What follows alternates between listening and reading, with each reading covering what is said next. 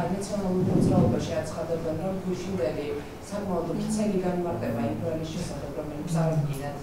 მაღალჩინოს, ყოფილ მაღალჩინოს და ყოფილ პრეზიდენტს, არ იყო დასაბუთებული და გამყარებული მტკიცებულებებით და ეს იყო მხოლოდ შეხსენება საზოგადოებისთვის 2007 წლის მძიმე მოვლენების, რომელიც საკმაოდ ემოციურად მოქმედებს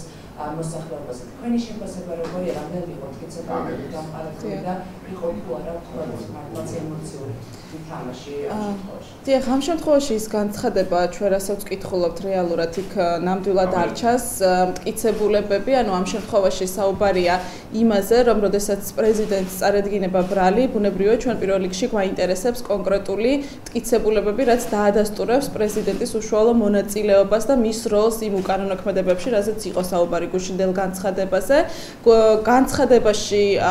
ეს მტკიცებულებები არ ჩანს, თუმცა ბუნებრივია ჩვენ ველოდებით, რომ და იმედი გვაქვს, რომ პროკურატურას გააჩნია აღნიშნული მტკიცებულებები. დიდი იმედი გვაქვს, რომ საზოგადოებრივ ინტერესებიდან გამომდინარე საქმის მასალები, რომლებიც კონკრეტულ მტკიცებულებებს შეეხება, იქნება საჯარო, გაასაჯაროებს პროკურატურა ან შესაბამისი მხარეები, მათ მიეცემათ საშუალება, რომ ისინი საზოგადოებას გააცნონ. ამ ეტაპზე მე ერთადერთი რაც შემიძლია ვთქვა არის ის, რომ იგივე 7 ნოემბრის დარბევასთან დაკავშირებითაც არასამთავრობო ორგანიზაციებმა მაშინვე გავაკეთეთ განცხადებები, რომლითაც განაცხადეთ, რომ ეს იყო ნამდვილად უკანონო ქმედება, შეზღუდვა უკანონოდ გამოხატვის თავისუფლების იმ ადამიანებისა, რომლებიც იქ იყვნენ, მათ შორის დაირღვა ძალიან უხეშად ჟურნალისტების უფლებები, ამიტომ ჩვენ თავიდანვე მოვითხოვეთ, რომ უნდა დამდგარიყო შესაბამისი პირების პასუხისგებლობა, თუმცა უშუალოდ ვისი ბრძანება იყო კონკრეტულად და რა მტკიცებულებები გააჩნია ამასთან დაკავშირებით პროკურატურას, ეს განცხადებიდან ბუნებრივი არ ჩანდა და ჩვენ ველოდებით, რომ აუცილებლად იქნება დამაჯერებელი მტკიცებულებები ამ მიმართულებით წარმოდგენილი. რამდენად საფრთხეა ის და ასე ვთქვათ, რომელზეც მიდის ექსპერტებთან მიმართებაში პროკურატურა. ანუ რა უნდა გაითვალისწინოს და რამდენად სამართლო არის ეს საკითხი? რა თქმა უნდა, ჩვენ გვერდს ვერავულით ამ საქმის პოლიტიკურ მხარესაც, ვინაიდან ექს-პრეზიდენტის ბრალეულობაზე არის საუბარი. მე ვფიქრობ, რომ სახიფათოა თვითონ ალბათ ქვეყნის იმიჯიდან გამომდინარეც, იქიდან გამომდინარე, რომ თუ კი პროკურატურამ არ წარმოადგინა ძალიან დამაჯერებელი მტკიცებულებები, რაც ადასტურებს პრეზიდენტის მონაწილეობას და მის როლს ამ უკანონო ქმედებებში, ბუნებრივია ეს ქვეყნის იმიჯზე, ჩვენი თქვათ სასამართლო სისტემის თუ სამართალდამცავი სისტემის დამოუკიდებლობის ხარისხზე ძალიან იმოქმედებს და მის იმიჯზე, ამიტომ ვფიქრობ, რომ ძალიან ფრთხილად უნდა იმოქმედონ ამ შემთხვევაში სამართალდამცავმა ორგანოებმა, იმიტომ რომ ძალიან დიდი ყურადღების და კონტროლის ქვეშ იქნება ჩვენი სამართალდამცავი სისტემა მთელი საერთაშორისო საზოგადოების მხრიდან. სენატორების განცხადებაზე ვფიქრობ, აღნიშნეს, რომ ეს არის უკანონო ნაბიჯი და საფრთხეს უქმნის საქართველოს ამერიკის ურთიერთობას და ასევე აღნიშნეს, რომ მათ ერთხელ უკვე გააფრთხილეს პრემიერი და მთავრობა, რომ დაენებინათ თავი წარსულისთვის და ეთიკეთ მომავალზე. თქვენი შეფასება როგორია, რომ მართლა უქმნის თუ არა მსგავსი ნაბიჯები ყოფილი პრეზიდენტის ბრალის ტარება საფრთხეს საქართველოს ამერიკის ურთიერთობას? იცით რა არის იმ შემთხვევაში თუ კი სასამართლო პროცესი საქმის მიმდინარეობა არ იქნება გამჭვირვალე, წარმოდგენილი მტკიცებულებები არ იქნება დამაჯერებელი, ბუნებრივია მსგავსი ტიპის ქმედებებმა შესაძლებელია ნამდვილად შეუქმნას საფრთხე თვითონ ხელისუფლების ავტორიტეტსაც, სასამართლოს და სამართალდამცავი უწყებების მიუკერძოებლობის საკითხი სერიოზული დარტყმის და ქვეშ დადგეს, ამიტომ რა თქმა უნდა იმ თქვათ ყოფილი პრეზიდენტის პოლიტიკურ პარტნიორებს გააჩნიათ ესეთი შეკითხვები, ბუნებრივია იქნება ესეთი ეჭვებიც და იმ შემთხვევაში თუ კი ჩვენ უახლოეს მომავალში ვერ დავინახავთ, რომ პროკურატურას ნამდვილად გააჩნია უტყუარი მტკიცებულებები, რა თქმა უნდა ეს შეკითხვები იარსებებს და რა თქმა უნდა ამან შეიძლება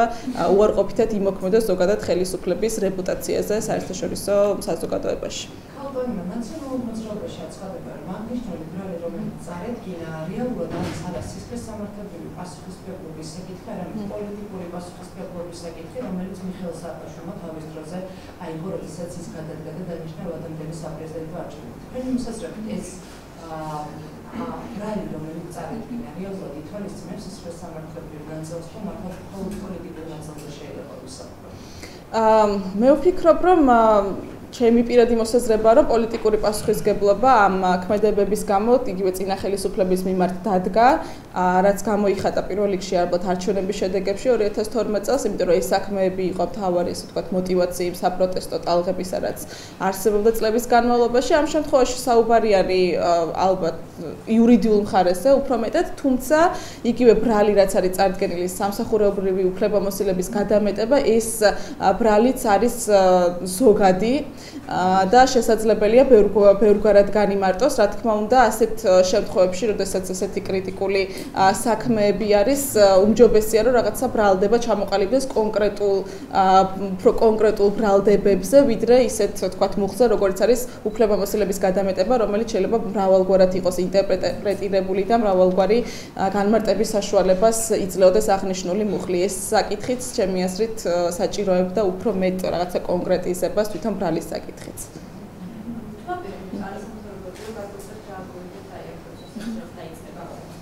დიახ, რა თქმა უნდა, ეს იქნება ერთ-ერთი ჩვენი დაკვირვების ობიექტი, ბუნებრივია, თვითონ უშუალოდ სასამართლო პროცესების და ყველა ის, თქვათ, მოვლენა, რაც იქნება დაკავშირებული ამ საქმესთან. დიახ. კომენტარი არ ყავს. შემდეგ სამართლებრივ პროცედურებზე პროკურატურა თავისუფლია ასე უცნობია თუ არა ამერიკის ექსტრადირების მოთხოვნით. როგორც ვთქვით, თუ თქვა და საქართველოს ხელისუფლება აღნიშნულა და აქტუა შეტაკებისადმი. ეს გარკვეულწილად შეგვიძლია თუ არა პრობლემას საქართველოს ამერიკის შეერთებულ შტატებს როგორც ვარაუდობს ოპონენტი მხარე თუ არა ყველაფერი იქნება დამოკიდებული მტკიცებულებებზე, მე ვფიქრობ და საქმის მასალებზე, რამდენად იქნება დამაჯერებლად წარმოდგენილი ყოფილი პრეზიდენტის ბრალეულობა, თუმცა მე ვფიქრობ, რომ ისეთ შემთხვევაში, როდესაც ყოფილი პრეზიდენტის ბრალეულობაზე არის საქმე, ალბათ თვითონ იგივე თუ კი დადგებაოდეს მე ექსტრადიციის საკითხი, რა თქმა უნდა, ესეთ შემთხვევებს ძალიან ფრთხილად განიხილავენ დასავლური ქვეყნები, თუ კი არსებობს ოდნავი საშიშროება იმისა, რომ ბრალდებული, რომელიც მათ ტერიტორიაზე იმყოფება, შესაძლებელია პოლიტიკური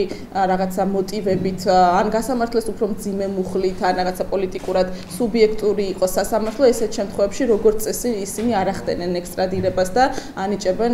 პოლიტიკურ თავშესაფარს, მით უმეტეს ესეთ თქვათ გახმაურებულ შემთხვევებში, ამიტომ უნდა იყოს ძალიან დამაჯერებელი ამ შემთხვევაში სამართალდამცავი უწყებები, თუმცა კიდევ ერთხელ ვიტყვი, რომ ჩემი პირადი ვარაუდით, სავარაუდოდ ჩემ პირადი ვარაუდით ძალიან გაუჭირდება ხელისუფლებას დაასაბუთოს მისი გადმოცემის საჭიროება.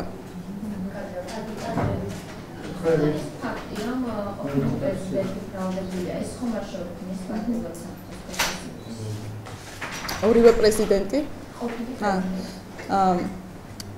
იცით რა არის, საქართველო არ არის პირველი ქვეყანა, რომლის პრეზიდენტიც არის ბრალდებული და თუ თქვათ არსებობს შესაბამისი გარემოებები, ეს ძალიან ნორმალურია დემოკრატიულ ქვეყანაში, მაგრამ საქმეა იმაშია, რომ დღევანდელი ჩვენი სასამართლო სისტემა და სამართალდამცავი ორგანოები არ არიან სრულიად ასე ვთქვათ დამოუკიდებლები, იგივე თუნდაც პოლიტიკური გავლენებისაგან, ეს არ არის რაღაცა ისეთი დემოკრატია, როგორც არსებობს დასავლური ევროპის ქვეყნებში, აქედან გამომდინარე არსებობს ის კითხვები და ეჭვები, რაც შეიძლება გაჩნდეს იგივე დასავლეთ პარტნიორებს შორის, იმ შემთხვევაში, რომ ჩვენთან რომ იყოს დამკვიდრებული ძალიან ესეთ სამართლიანი სასამართლო და ეს იყოს აღიარებული წლების განმავლობაში შესაბამისი ორგანიზაციების მიმართ, ასეთი, თქვათ, კითხვის ნიშნები ბუნებრივი არ დადგებოდა, მაგრამ როდესაც საქმე გვაქვს საქართველოს სასამართლოსთან, ბუნებრივია უფრო მეტი, თქვათ, წუხილი საფუძველი არსებობს, რამდენად სამართლიანი იქნება და ობიექტური პროცესი. იურისტები იმასაც და როდესაც მოწმის საფრთხე ადამიანს შემდეგ უნდა კიდევ ერთხელ ფილოის დაკითხვაზე დაბარებასთან დაკავშირებით, შემდეგ უნდა აღძრა საქმე მოწმეზე. იმ შემთხვევაში, როდესაც ის ვადაში მოხდა, ჯერ მოწმის დაბარება და შემდეგ მისი უკვე ბრალდებული მისთვის ბრალის წაგება კითხვის ნიშნებს არჩევს თუ არ არჩევს? რა არის, იცით, ანუ როდესაც ბრალის წაყენება ხდება, ამ შემთხვევაში უნდა არსებობდეს დასაბუთებული ვარაუდი, რომ ამ პირმა ჩაიდინა დანაშაული, ანუ იმ შემთხვევაში თუ ნაკლები მტკიცებულებებია, ისინი მხოლოდ მოწმის სახით იბარებენ. ეჭვები გამოიწვია უბრალოდ იმან, რომ ერთ დღეს, ვთქვათ, იმ დღეს, როდესაც მოხდა ყოფილი პრეზიდენტის დაბარება მოწმის სტატუსით, ძალიან მალე მას შეეცვალა სტატუსი და ის გახდა, ასე ვთქვათ, ბრალდებული, ხო? ანუ ბრალი წარედგინა, ანუ რა სტანდარტი, რა შეიცვალა ამ პერიოდის განმავლობაში, თუ გამოძიებას ჰქონდა უკვე ის მტკიცებულებები, რაც დასაბუთებული ვარაუდისათვის საკმარისი იყო, რომ მისთვის ბრალი წარედგინათ, რატომ არ წარედგინა ეს თავიდანვე და რატომ არ მოხდა, რატო ხდებოდა მისი მოწმის სახით დაბარება, თუ კი მათ ხელში უკვე ჰქონდათ სათანადო მტკიცებულებები, უბრალოდ ამაზე არის საუბარი. უბრალოდ ეს იმას მიანიშნებს, რომ მაშინ, როდესაც ისინი იბარებდნენ მოწმეთ, მათ უკვე ჰქონდათ ის, თქვათ, მტკიცებულებები, რაც საკმარისი იყო მისთვის ბრალის წარსადგენად და სავარაუდოდ თუ კი დაკითხვა მოხდებოდა, დაკითხვისთანავე მოხდებოდა მისთვის ბრალის წარდგენა და შესაძლებელი აღკვეთი ღონისძიების გამოყენებაც.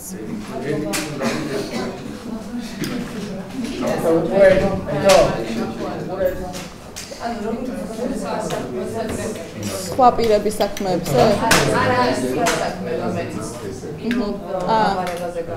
სხვა არ ვიცი, სამწუხაროდ მე არ მაქვს ინფორმაცია.